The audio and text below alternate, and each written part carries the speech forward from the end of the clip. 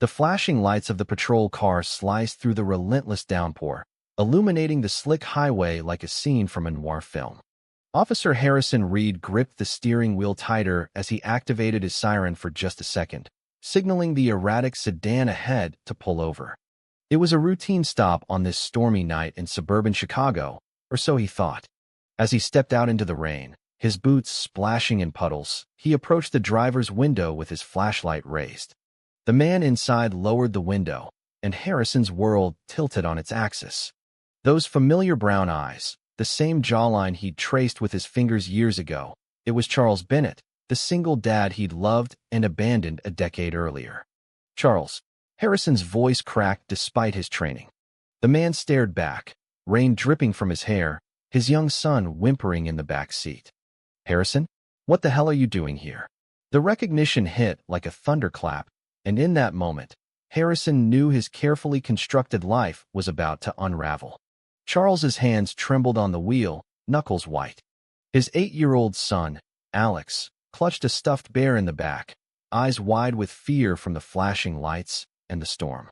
I was just trying to get home, Charles said, voice tight. Alex has a fever, and the roads are terrible. I wasn't speeding on purpose. Harrison stood there, rain soaking through his uniform, flashlight beam shaking slightly. 10 years had changed them both.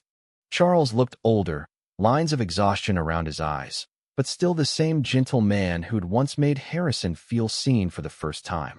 Harrison swallowed hard, forcing himself into protocol. License and registration, please. While Charles fumbled in the glove box, Harrison's mind raced back to that rainy night in college when everything had fallen apart. He had walked away then, leaving only a note that said he needed to figure things out. Now here they were, face to face again under the same kind of storm. Charles handed over the documents, their fingers brushing for a split second. That touch sent a jolt through Harrison, memories flooding in uninvited. He scanned the license. Charles Bennett, address in Oak Park, just a few miles from the station. Single. Father of one. Harrison's chest tightened. He knew from department gossip that Charles had lost his partner in a car accident 3 years ago and was raising Alex alone. But the file hadn't prepared him for this. You okay? Harrison asked quietly, stepping closer to shield Charles from the worst of the rain. Charles met his gaze, something raw flickering there. Been better. You. Harrison couldn't answer.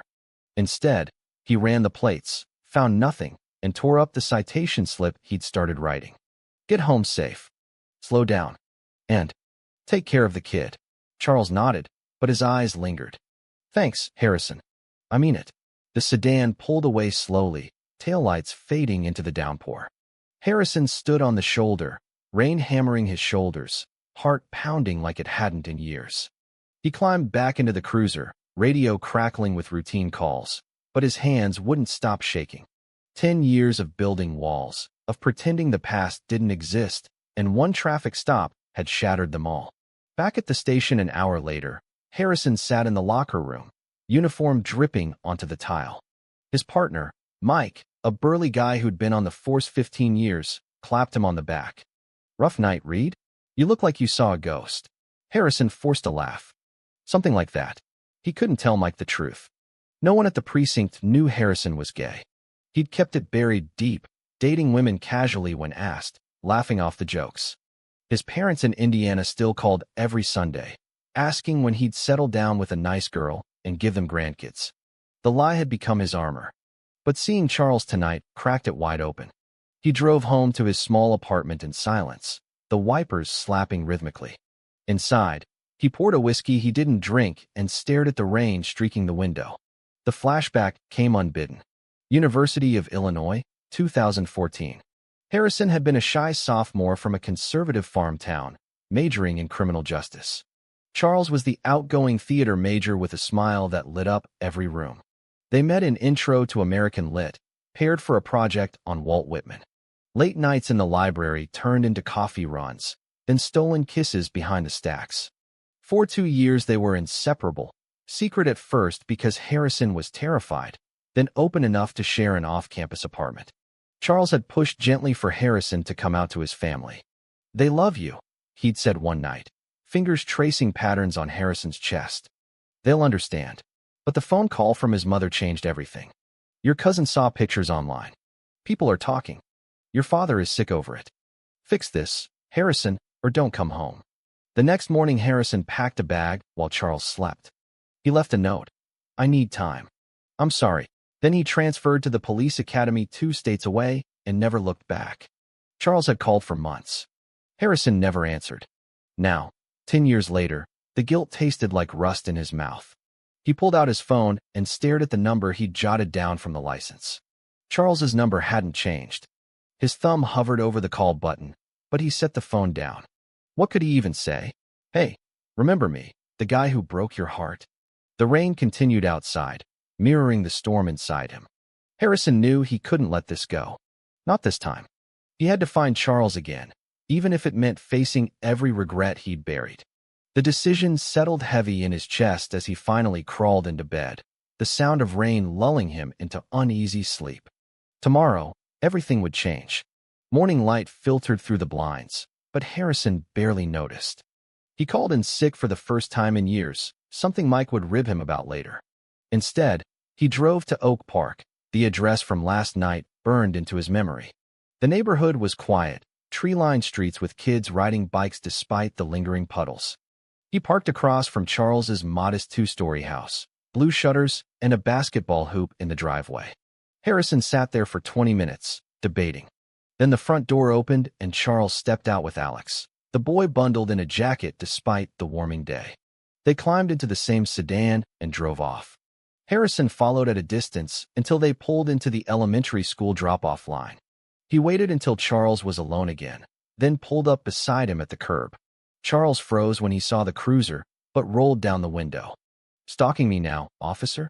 The words were light, but his eyes held wariness. Harrison killed the engine. Can we talk? Coffee. 5 minutes. Charles glanced at the school, then sighed. There's a diner 2 blocks over. Follow me. They sat in a corner booth, steam rising from untouched mugs. Charles stirred his coffee endlessly. So, 10 years. You look good. Cop life suits you. Harrison's throat tightened. You too. Single dad. That's brave. Charles's laugh was bitter. Brave? Try exhausting. Alex's dad, my partner, Ryan, died 3 years ago. Drunk driver. Left us with nothing but memories and medical bills. I've been figuring it out alone. Harrison felt the words like punches. He'd known from vague social media checks years ago that Charles had found someone else after him, but hearing it confirmed the loss. I'm sorry. I didn't know the details. The conversation unfolded slowly, like peeling back layers of an old wound. Charles talked about raising Alex, the support group for widowed gay dads, the quiet nights wondering if he'd ever feel whole again. Harrison listened, sharing fragments of his own life, the academy, the force, the loneliness that no badge could fill. But he couldn't bring himself to say why he'd left. Not yet. I saw the note, Charles said finally, voice low. I need time. That's all. No call, no explanation. I waited 6 months, Harrison. Then I moved on because I had to. Harrison stared at his hands. My parents. They threatened to cut me off. Dad's heart issues, Mom crying every night. I was scared. I thought if I just disappeared, it'd be easier for everyone.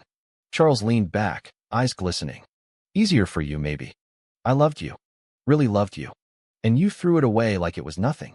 The silence stretched, heavy with everything unsaid. Outside the diner, they stood awkwardly by their cars. I have to pick up Alex soon, Charles said. But, if you want to talk more, text me. No pressure. Harrison nodded, watching him drive away. Back in his apartment, he replayed every word. The misunderstanding had festered for a decade. Charles believing Harrison never cared. Harrison believing he'd done the right thing for his family. Now the truth hovered between them, fragile as glass. That afternoon, Harrison met his old college friend, Lena, at a park. She was the only one who'd known about him and Charles back then. You saw him? She asked, eyes wide. Harrison, this is fate or something. He laughed bitterly. Or a nightmare. His kid's involved now. What if I mess everything up again? Lena squeezed his arm. Or maybe you finally fix it. But you gotta tell your parents the truth someday. You can't keep living half a life. Harrison drove past Charles's house again that evening, just to see the lights on. Alex's laughter carried faintly from the backyard. The image twisted something deep inside him. Friendship with Charles was starting to form again, tentative and careful, but the old love simmered underneath. He texted that night, "Thanks for the coffee. I'd like to meet Alex sometime, if that's okay." Charles replied after an hour, "Maybe. Let's take it slow." Harrison smiled at the screen for the first time in days. But slow wasn't in the cards. His mother called the next morning.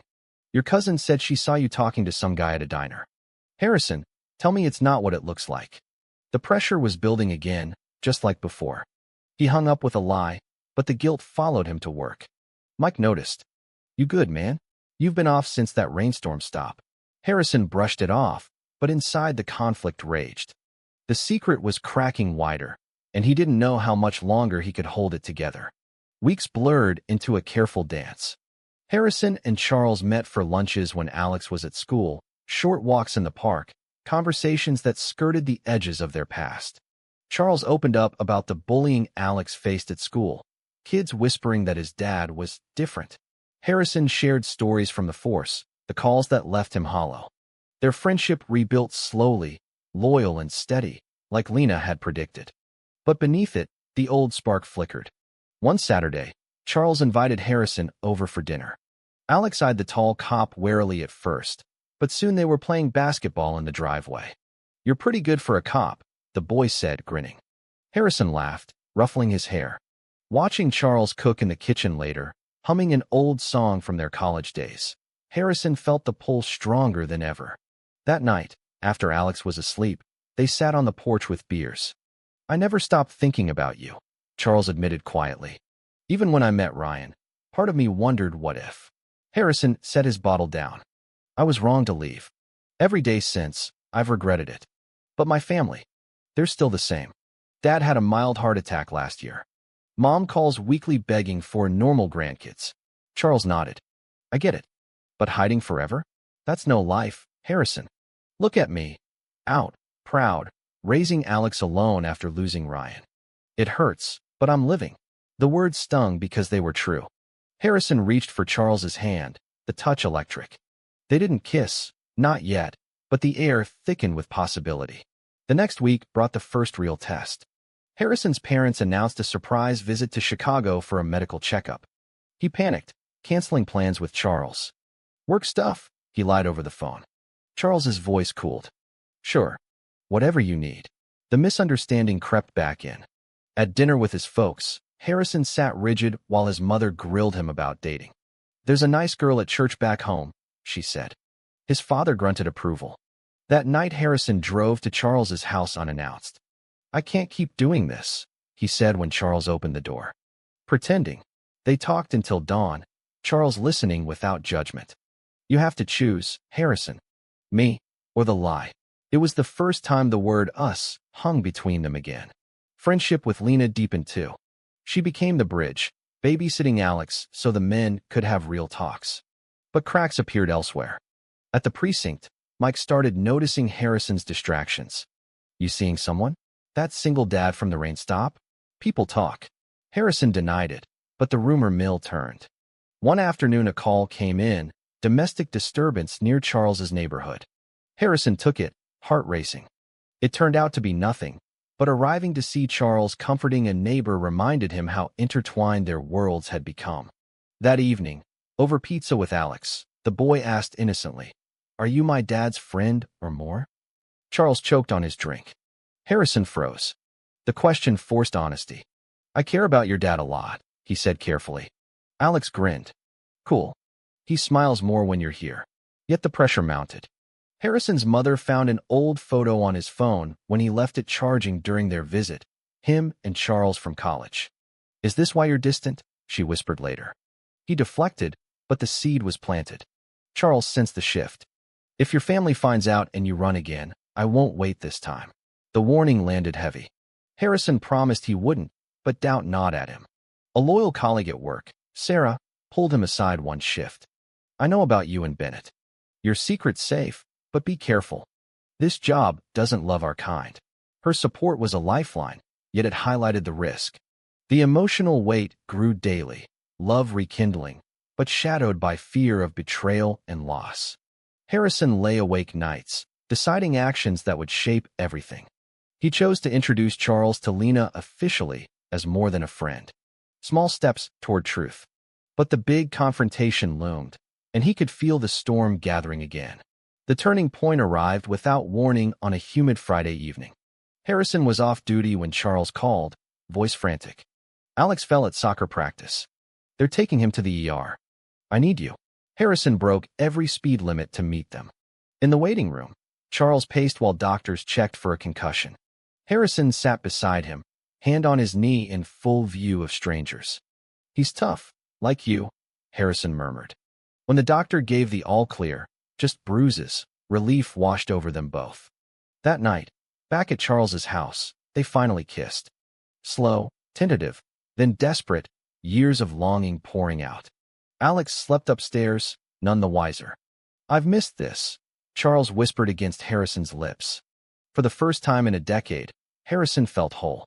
But happiness was fleeting. Monday brought the betrayal Harrison feared most. Mike cornered him in the locker room. Captain saw you at the hospital with Bennett. Holding hands. What the hell, Reed? Harrison's stomach dropped. Someone had snapped a photo, and it spread through the department. It's not what you think, he started, but Mike shook his head. Save it. I covered for you once, but this? You're putting us all at risk with the brass. The loyalty Harrison counted on cracked. Sarah tried to intervene, but the damage was done.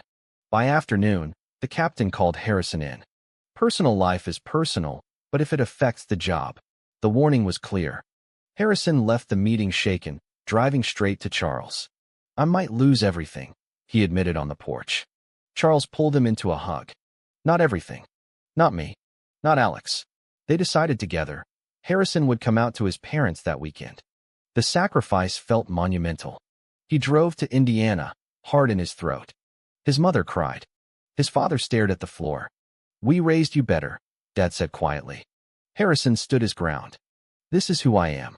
Charles is who I love. The visit ended in tense silence. No disownment yet, but the rift was deep. Returning to Chicago, Harrison felt lighter and heavier all at once. Charles met him at the door with Alex, who hugged him without question. Welcome home, Charles said softly. Yet the misunderstanding resurfaced one night when Harrison hesitated to post a photo of them together online. Still hiding, Charles asked, voice sharp. Harrison explained the job pressure, but the hurt lingered. Lena mediated, reminding them both of past mistakes. You've grown. Both of you. The group dynamic helped, loyal friends forming a new family. But societal eyes watched. A neighbor complained about that cop always here. Alex came home from school with a black eye from bullies calling his dad names. Harrison used his badge quietly to speak with the principal, risking more scrutiny. The action showed his commitment, but the psychological toll mounted. Each decision carried consequence, closer to Charles, farther from his old life. One rainy evening, echoes of their first reunion, Charles and Harrison sat on the couch after Alex was in bed. I forgive you for leaving, Charles said. But I need you to stay this time. No more running. Harrison nodded, pulling him close. The big turning point had shifted everything. Harrison had faced his family, risked his career, and chosen love. Yet deeper secrets remained. Charles had never told him the full story of Ryan's accident, how guilt still haunted him. Harrison sensed it, but didn't push. Growth came in small, hard choices. The climax built quietly, emotions raw and real. They were no longer the boys from college. They were men choosing each other despite the world. The emotional storm peaked on the anniversary of Ryan's death. Charles withdrew, quiet and distant, canceling plans with Harrison. I just need space, he texted. Harrison respected it at first, but worry not. He confided in Lena. He's pulling away. Like I did once. She urged patience. Meanwhile, Harrison's father called unexpectedly. Your mother misses you. Come home for Thanksgiving. Bring him, if you want. The olive branch stunned Harrison. He drove to Charles's house that night, finding him on the porch in the rain, staring at old photos. Ryan was my second chance after you, Charles admitted finally. But losing him made me scared to love again. Then you showed up. The revelation poured out, the accident details, the guilt Charles carried for not being there. Harrison listened, holding him through the tears. "You're not alone anymore." That conversation healed old wounds. They faced the truth together. Both had run from pain in different ways. Harrison's sacrifice, quietly applying for a community outreach role to step back from patrol and reduce scrutiny, showed his commitment. Charles supported it, proud. But backlash came fast. Mike stopped speaking to him at work, the betrayal complete. An anonymous complaint landed Harrison on desk duty. "Worth it," he told Charles over dinner. Alex sensed the shift, drawing pictures of our family with two dads. The image brought tears to Harrison's eyes. Societal pressure peaked when a local news story about police diversity ran, and someone leaked Harrison's name. Comments flooded online, some supportive, many cruel. Charles's family, distant but traditional, called with questions. He stood firm. "This is my life." The two men grew closer through the fire, dates turning intimate in quiet ways, movie nights, park walks, teaching Alex to ride a bike together. Friendship with Sarah strengthened. She became Alex's unofficial aunt. The narrative arc crested as Harrison realized his identity wasn't a secret to protect, but a truth to live. One night, driving home from a shift, Harrison pulled over at the same highway spot from months ago. Rain fell softly. He called Charles. "Remember where we started?" Charles laughed. "How could I forget?" They talked for an hour, voices warm. The misunderstanding, the betrayal, the sacrifices, all led here. Harrison knew he had changed. No more hiding. The psychological growth was complete. He was ready for whatever came next. Charles met him at the door when he arrived, pulling him inside out of the ring. Their embrace said everything words couldn't. The climax had passed, leaving clarity in its wake. They were building something real, together. Spring arrived with new beginnings. Harrison's parents visited Chicago for the first time in years, meeting Charles and Alex over a careful Sunday dinner. Awkward at first, but his mother hugged Charles goodbye. "Take care of my boy." Small acceptance, but it meant the world. At work, the desk role turned permanent, giving Harrison time for community programs helping LGBTQ youth, a full circle from his own fears. Charles thrived too, starting a support group for single gay dads. Alex bloomed, confident with two dads cheering at soccer games. Their love deepened into quiet routines, morning coffee, evening walks, shared laughter. No more grand gestures needed. The journey, from that rain-soaked traffic stop to this, had forged them stronger. Friends like Lena and Sarah celebrated with a backyard barbecue, toast to second chances. Harrison looked at Charles across the table, sunlight catching his smile, and knew he'd found home. The past misunderstandings, betrayals, and sacrifices had taught them both. Love wasn't perfect, but choosing it daily was. One warm evening on the porch, Charles took Harrison's hand. "We made it." Harrison nodded. "Yeah, we did." The story of two men finding their way in modern America closed with hope, not fairy tale perfection, but real, earned peace. True or false, second chances in love are only possible when both people have fully confronted their deepest fears and societal pressures without compromise.